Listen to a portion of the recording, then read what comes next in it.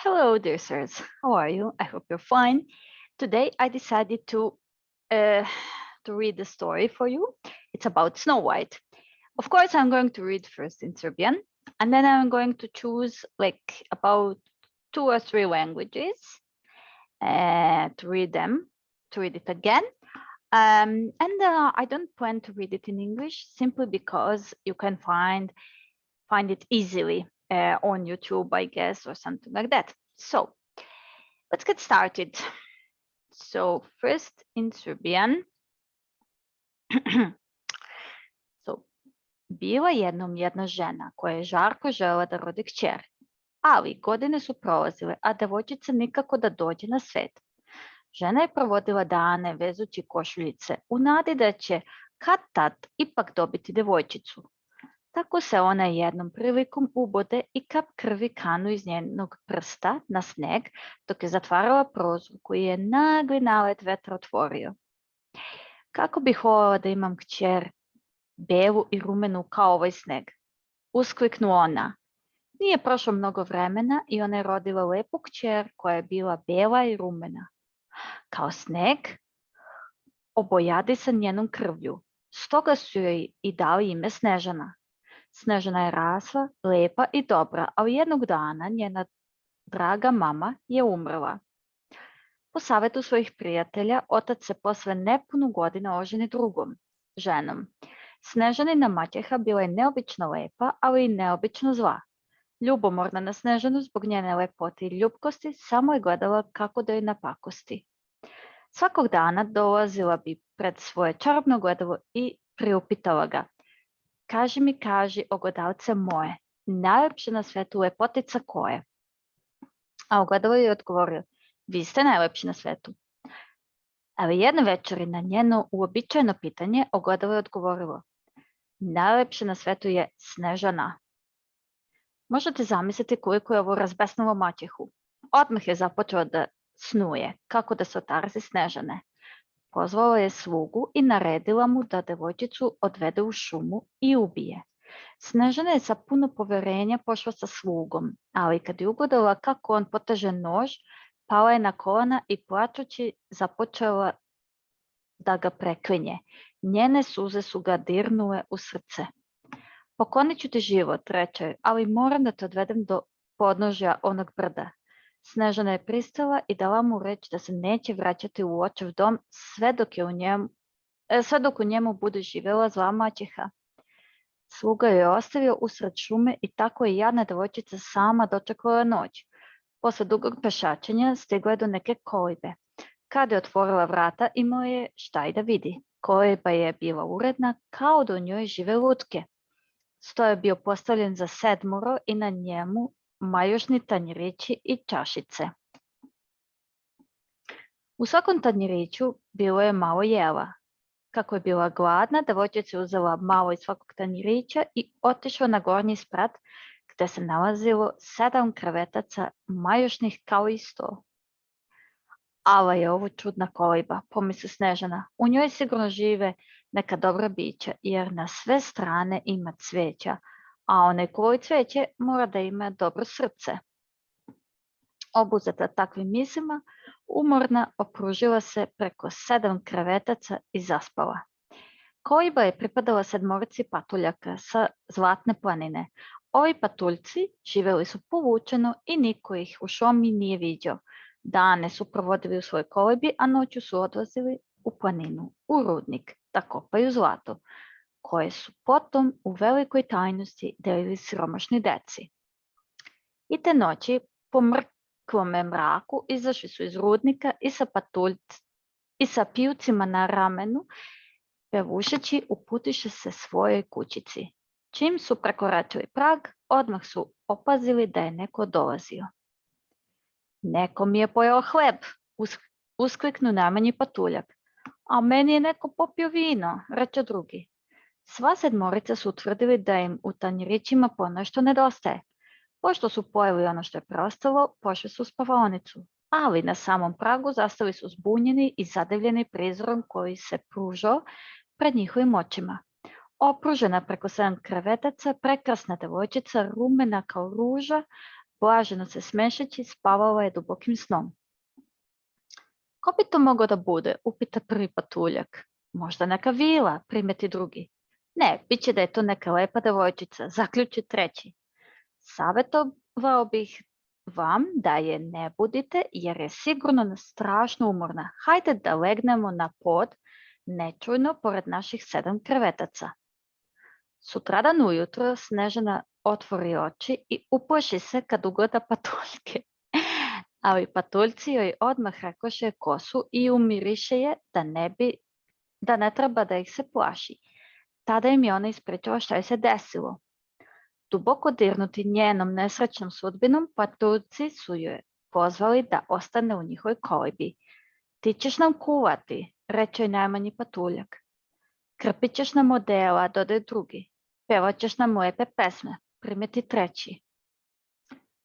Uverena da je uspjela da se otarasi pastorke, Snežanina maćeha je bezbrižno živjela i dalje je ispitivala ogledalo, želeći da čuje da je najlepša žena na svetu, ali jednog dana na njeno uobičajeno pitanje ogledalo je opet odgovorilo: najlepša na svetu je Snežana. Zla žena je s mesta pozvala slugu. Posle dugog ispitivanja on joj je priznao gde je ostavio Snežanu. Pošto je uspela da sazna gde se nalazi koliba 7 patuljaka, ona se prevrši u torbarku i zaputi se prema brdu. Nadomak kolibe počeo je da viče: divna roba na prodaju, prekrasne trake. Vičući tako, izvadila iz korpe svežanj raznobojnih traka i mahala njima kao lepezom. Snežana je u taj mah čistila kolibu, očekujući da se patuljci vrate iz rudnika. Čim je začula torbarkine reči, požela je da od nje kupi plamenu crvenu traku. Kad je torbarka otišla, Snežana je stala pred ogledalo u nameri da veže traku oko glave, ali tek što je vezala, pala je kao gromom pogođena. Zla žena joj je prodala začaranu traku, koja donosi smrt svakom koje poveže oko glave. S vrata su patuljci ugledali malu Snežanu opruženu na podu, kao da je mrtva i čupajući kosu briznuše u plač. Jedino je najmanji patuljak pogodio da je crvena traka u kosi uzrokovao zlu. Odmah ju je odrešio i Snežana ponovo ožive. Na njihovu molbu ispričao im je šta se zbilo. Saslušali su je pažljivo i posavetovali da nikome ne otvara vrata i ne pušta više nikoga u kuću. Snežana im je obećala da će ih poslušati. Danima ne izlazila iz kolibe, čak ni da nabere cveća. Ali maćeha je od ogledala ponovo doznala da se Snežana spasla iz ove nedaće, a i u nedoumici šta da odgovori na muževljeva stalna pripitkivanja gde je Snežana, reši da se konačno oslobodi devojčice. Uzela je nekoliko divnih jabuka i svaku je umučila u jak otrov. Zatim je, prerušiv se u staru piljarku, ponovo krenula u šumu vičući: prodajem čarobne jabuke, ko ih okusi bit će srećan celog života. Posle mnogih dana sprovedenih u kolibi, Snežana je sretno gledala kroz prozor u čarobno povetnivo neba i raznobojno šarenivo šumskog cveća. Lažna piljarka se u taj mah primakla prozoru i upitala je hoće li da kupi njene jabuke. I pored devojčinog opiranja, ona je uporno navaljivala da kuša makar jednu. Namamljena lažima, Snežana je zagrizla jabuku i od samog prvog ugriza srušila se na zemlju mrtva. Kada su se patuljci vratili s planine i ugledali svoju dragu sestricu, briznuli su u plač i sve pokušali da je ožive. Ali joj ničim nisu mogli pomoći. Snežana je bila mrtva. Videvši da je sve uzaludno, dali su se na posao. Napravili su kovčeg sav od kristala, postavili ga s vilom i u nje položili svoju sestricu. Zatim su ga odneli na vrh brega da se blešti u sjaju sunca. Ali jednog dana, pošto su po običaju odali poštu Snežani, začuše topot konjskih kopita.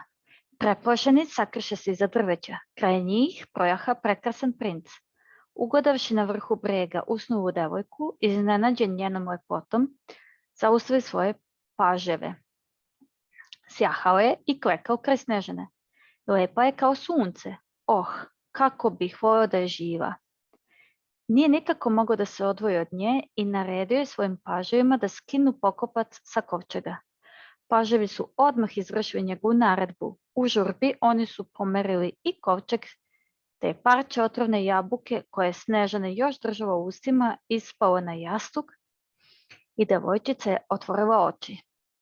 Nema reči kojima bi se moglo opisati radost i zaprepašćenje lepog princa, koji je odmah poželeo da mu ona bude žena. U tom času šumom odjeknuše doboši. Bio je to Snežanin otac. Kaznio je zlu maćehu i krenuo je da pronađe Snežanu po svaku cenu. Okay, that was in Serbian, in my native language. So now let's read it in Turkish, for example. Okay. So Pamuk Prenses. Bir kış günü lapa lapa kar yağarken bir kraliçe abanoz çerçeveli penceresinin önünde oturmuş dikiş dikiyordu. Öylece uğraşırken ve de karları seyrederken dikiş iğnesi eline batıverdi.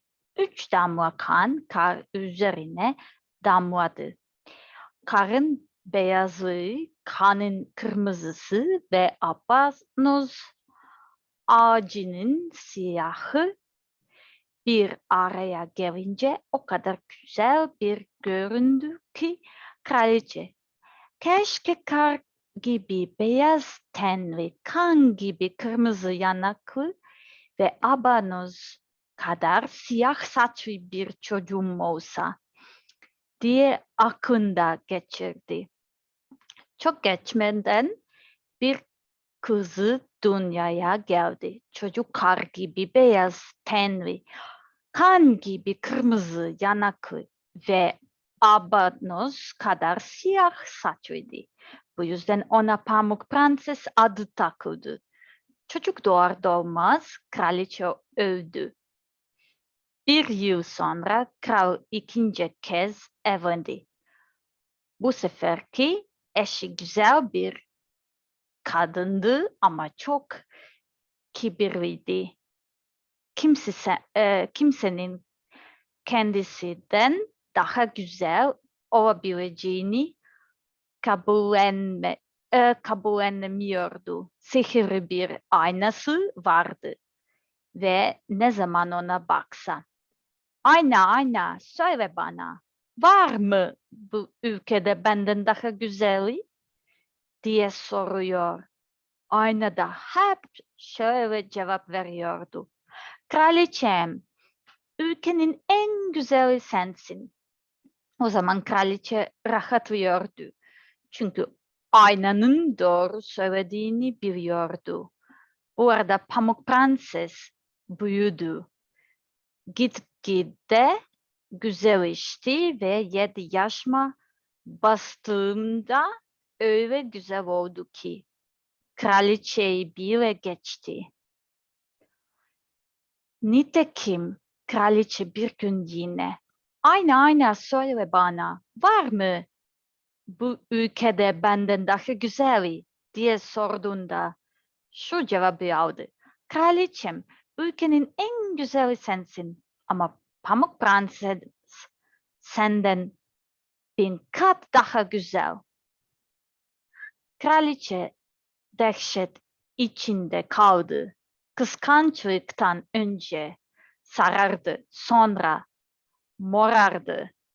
O saatten sonra ne zaman Pamuk Prenses'e baksa yüreği burkuluyordu.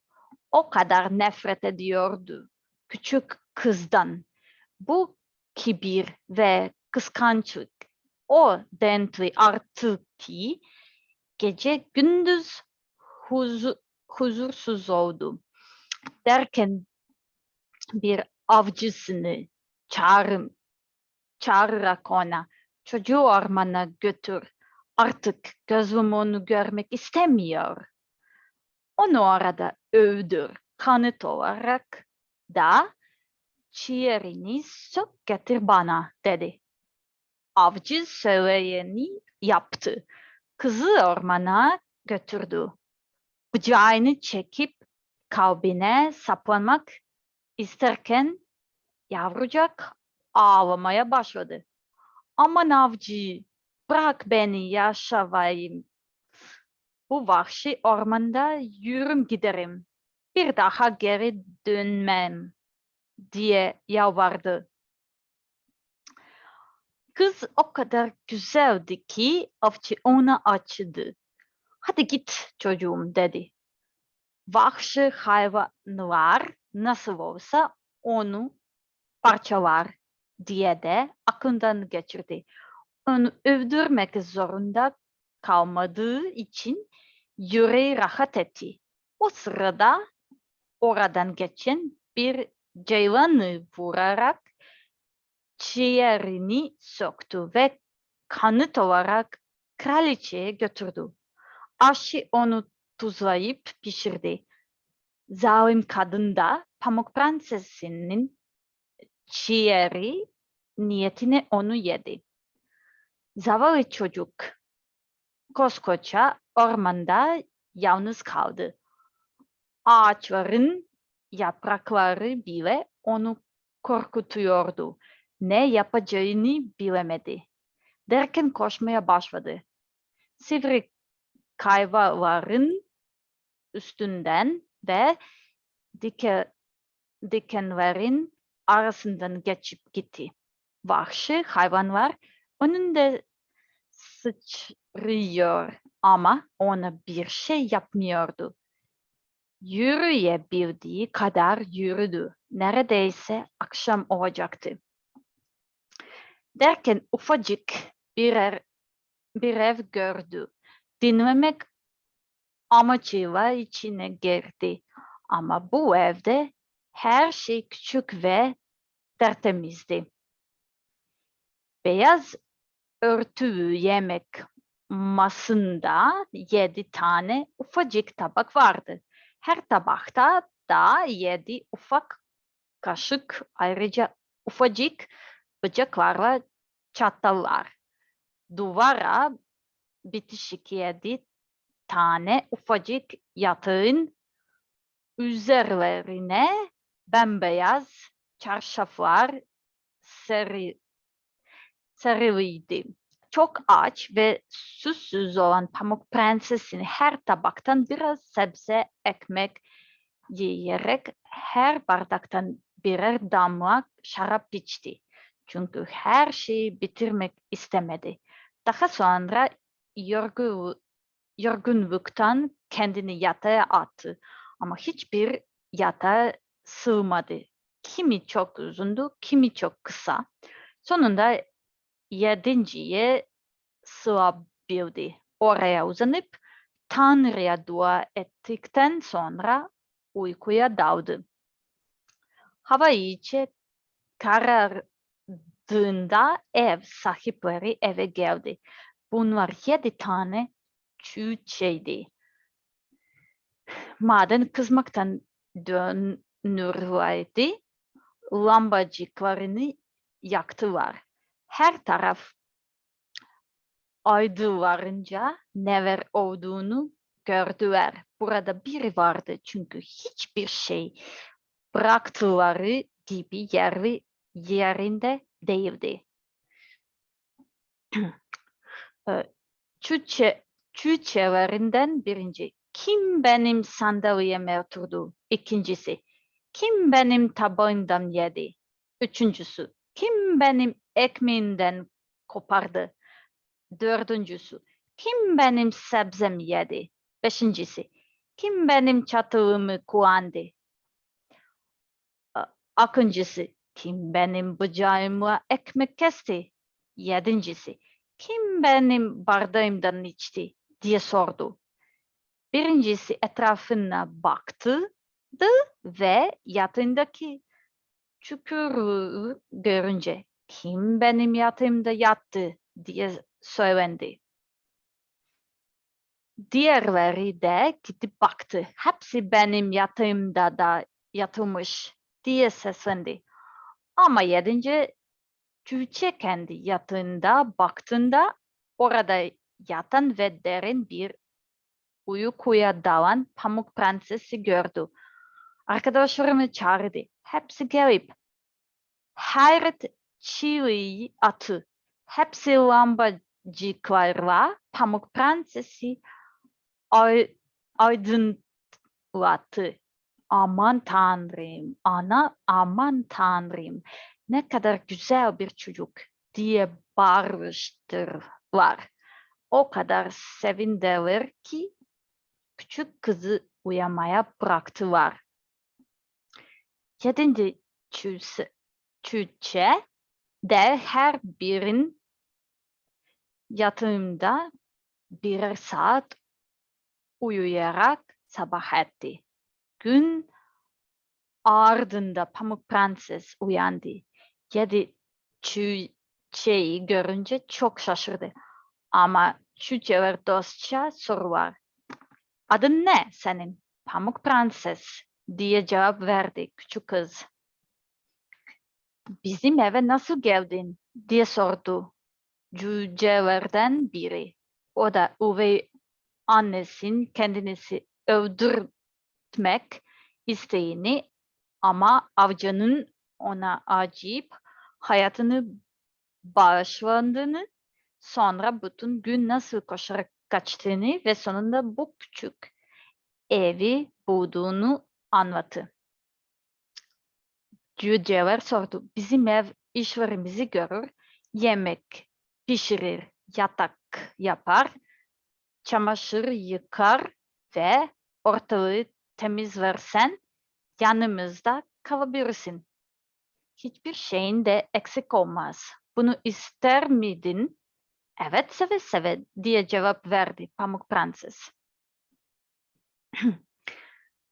Cücelerin yanında kaldı. Evi düzene soktu. Onlar sabahların evden çıkıp dağda altın arıyor ve akşamları yine eve dönüyordu.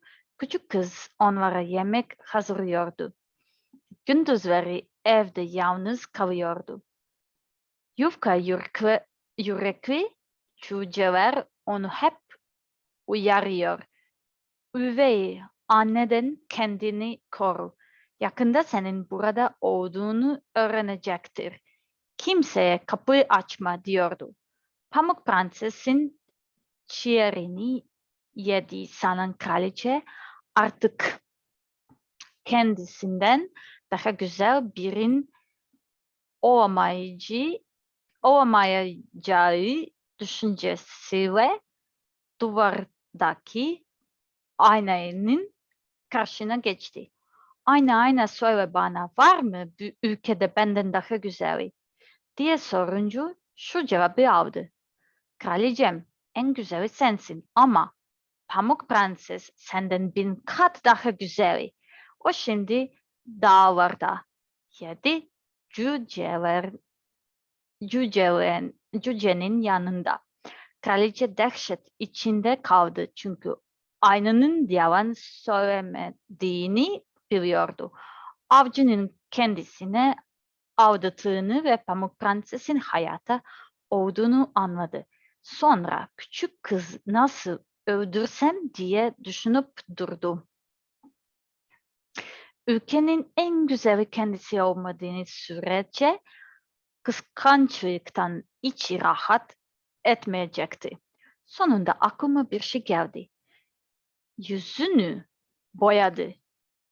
Giysilerini değiştirerek yaşlı bir sahteci kadın kılığına büründü. Artık onu kimse tanıyamazdı. Bu kıyafetle 7 ay ışıktan sonra 7 cücenin evine vardı ve kapıyı çalarak "Saat ve güzeli, mağalarım var" diye seslendi. Her renkte ayakkabı boy bulunur diyerek renkli ipekten örülmüş bir tane çıkarıp gösterdi. Pamuk Prenses bu kadıncağızı içeri alabilirim diye düşünerek kapıyı açtı ve bir çift ayakkabı boy satın aldı. Yaşlı kadın, aman çocuğum sen nasıl görünüyorsun? Gel de saçlarını doğru dürüst bağlayayım dedi. Pamuk Prenses kibirli değildi. Saçlarını ipek kordonuna bağlatmak üzere kadının önünde oturdu. Ama kadın hemen kordona onun boynuna dolayarak öyle sıktı ki küçük kız nefes alamadı ve düşüp öldü. Aradan aradan çok geçmedi. Akşam üzeri yedi cüce eve döndü ama çok sevdikleri Pamuk Prensesi yerde yatır görünce dehşete kapılardır. Kızcağız hiç yerinden oynamıyor ve kımıldamıyordu. Sanki ölü gibiydi. Onu ayağa kaldırdılar. Boynundaki kordonu görünce onu kesiverdiler derken kız yavaş yavaş nefes alıp vermeye başladı ve sonunda çanladın. Çüçeler neler olup bittiğini duyunca Pamuk Prensesi, bu satıcı kadın kötü kalpli kraliçeden başkası değil. Kendini koru, biz burada yokken kimse içeri alma dediler. Zalim kadın saraya dönünce aynanın karşısına geçti. Ayna söyle bana, var mı bu ülkede benden daha güzeli? Kraliçem, en güzeli sensin ama Pamuk Prenses senden 1000 kat daha güzel. O şimdi dağlarda, 7 çiçeğin yanında. Bunu duyunca kadının yüreği burkuldu ve hayretler içinde kaldı. Pamuk Prenses yine hayata dönmüştü. Dur bakalım, öyle bir şey düşüneyim ki öbür dünyayı boyla, boylayasın diye söylendi. Büyüden anlıyordu. Zehirli bir tarak hazırladı. Sonra kıyafet değiştirerek yine satıcı kadın kılığına büründü. 7 dağı aşarak yedi. Çocuğun evine vardı ve kapıyı çalarak satılık mallarım var, satılık diye seslendi. Pamuk Prenses pencereden dışarı bakarak git buradan, ben kimseye içeri alamam dedi. Kadın hiç değilse saçına bir düzen ver diyerek zehirli tarağı ona uzattı. Tarak kızın o kadar hoşuna gitti ki yaşlı kadına kanep kapıyı açtı. Pazarlıkta anlaştıktan sonra koca karı, dur da saçını doğru dürüst bir tarayayım dedi. Zavallı kızın aklına kötü bir şey gelmedi ve kadına izin verdi. Ama kadın tarı onun saçları arasına sokar sokmaz zehir etkisini gösterdi ve Pamuk Prenses bilincini kaybederek yere düştü. En güzel sensin ha? Şimdi görürsün gününü diye söylenen zalim cadı oradan kaçıp gitti. Bereket ki akşam yaklaşmıştı. 7 cüceler eve döndü. Pamuk Prensesi yerde ölü görünce hemen üvey anneden şüphelendiler. Etrafı aradılar derken zehirli tarıyı buldular. Onu çekip çıkarınca Pamuk Prenses yine kendine geldi ve başına geleni anlattı. Onu bir kez daha uyarak dikkat etmesini ve kapıyı hiç kimseye açmamasını söylediler. Bu arada kraliçe yine aynanın karşısına geçerek sordu. Ayna söyle bana, var mı bu ülkede benden daha güzeli? Ayna geçen defaki yanıt verdi. Kraliçem en güzeli sensin ama Pamuk Prenses senden 1000 kat daha güzel. O şimdi dağlarda, 7 cüceğin yanında. Kadın aynanın böyle konuştuğunu duyunca hiddetin köpürdü, titredi. Hayatın pahasına da olsa Pamuk Prenses ölmeli diye haykırdı. Sonra hiç kimsenin ayak basmadığını gizli bir odaya girdi. Orada zehirli bir elma hazırladı. Elmanın dış görünüşü çok güzeldi. Kıpkırmızı rengine her bakanın ağzı sulanıyordu ama ondan bir parça ısıran övürüyordu.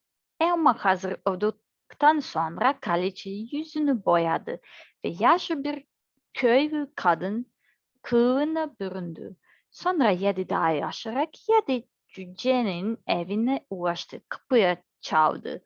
Pamuk Prenses başını pencereden uzatarak kimse içeri alamam. 7 cüce bunu yasakladı dedi. Öyle olsun. Ben sadece elma vermek istemiştim.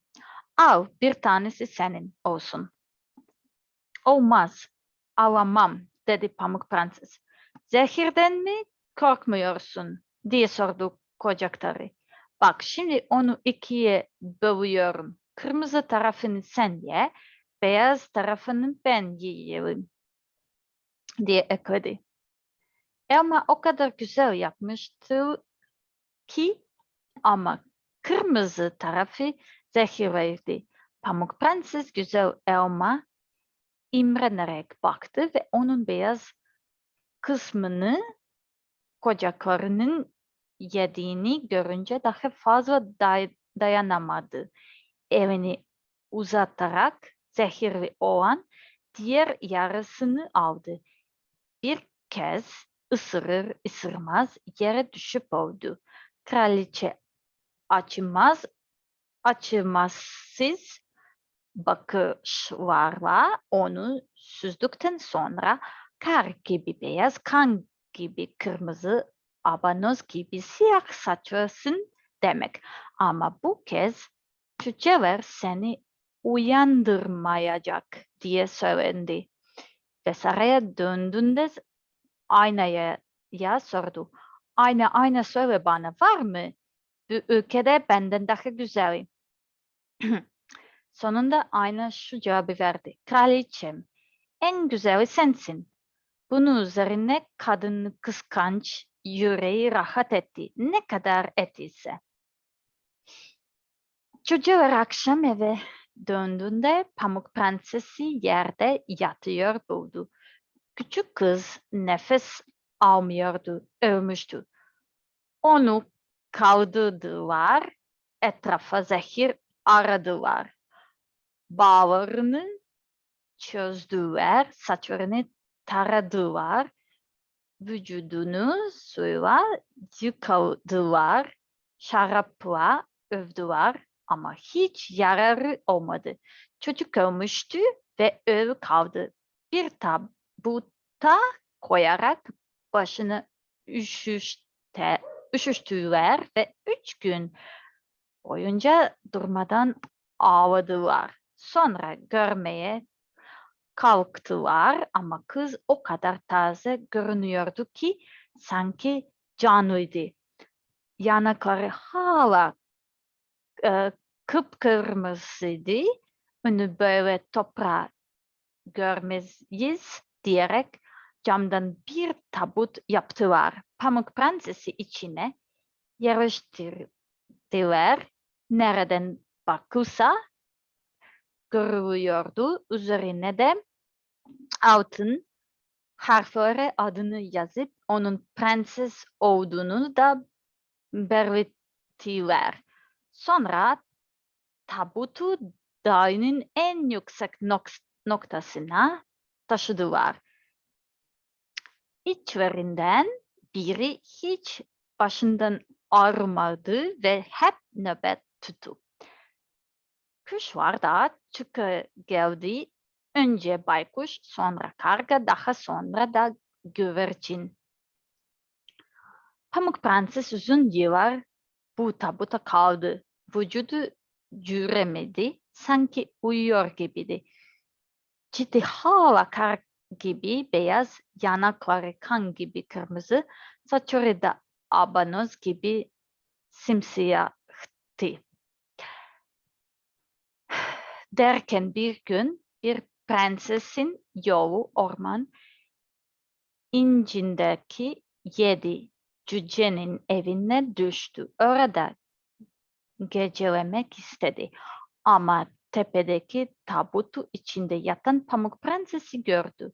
Altın harflere yazılan yazıyı okudu. Sonra cücelere dönerek bu tabutu bana bırakın. Karşılaştığında size ne isterseniz veririm dedi. Dünyanın altının verseniz Pamuk Prensesi yine vermeyiz diye cevap verdiler. Prens o zaman onu bana hediye edin dedi. Ben onu yüceltirim, en kıymet verdiğim bir şey gibi sever sayarım. Böyle söyleyince cüceler ona açarak tabutu verdi. Prens onu adamlarına önümüzde taşıdı ama içlerinden biri çağırla takınca tabut şaşırdı ve Pamuk Prenses'in ısırdığı elmandan boğazında kalan parça dışarı fırlaverdi. Çok geçmeden geç kız gözlerini açtı. Tabutun kapağını kaldırarak yerinden doğruldu. Yeniden canlanmıştı. Aman Tanrım, neredeyim ben diye seslendi. Prens coşkuyla benim yanımdasın diyerek onları anlattı. Seni dünyada her şeyden fazla seviyorum. Benimle babamın sarayına gel, evlenelim dedi. Pamuk Prenses razı oldu. Görkemli bir düğün yapıldı. Bu düğüne Pamuk Prenses'in acımasız üvey annesi de davet edilmişti. Kadın süslenip püslenirken duvardaki aynaya sordu. Ayna söyle bana, var mı bu ülkede benden daha güzel? Ayna cevap verdi. Kraliçem, en güzel sensin ama genç kraliçe senden 1000 kat daha güzel. Kötü kadın haykırarak bela okudu ama aynı zamanda o kadar korktu ki ne yapacağı bilemedi. Önce düğüne hiç gitmek istemedi ama sonra içi rahat etmedi. Gidip genç kraliçeyi görmeliydi. Ve saraya girdiğinde Pamuk Prensesi tanıdı. Korku ve dehşet içinde kalarak yerinden kıpırdayamadı. O sırada demir terlikler kızgın ateşte kızdırılmıştı bile. Onları maşayla tutarak kadının önüne getirdiler. Bunları ayağına geçirerek dans etmesi gerekiyordu. Giydi ve dans etti. Yere düşüp ölene kadar. Okay. Well, I think that's it for today and also for now. Later on, I'm going to read in one language. So I'm going to leave you in, so I'm going to leave you so you can relax and so you can guess what language it is going to be. So see you soon. Take care. Bye-bye.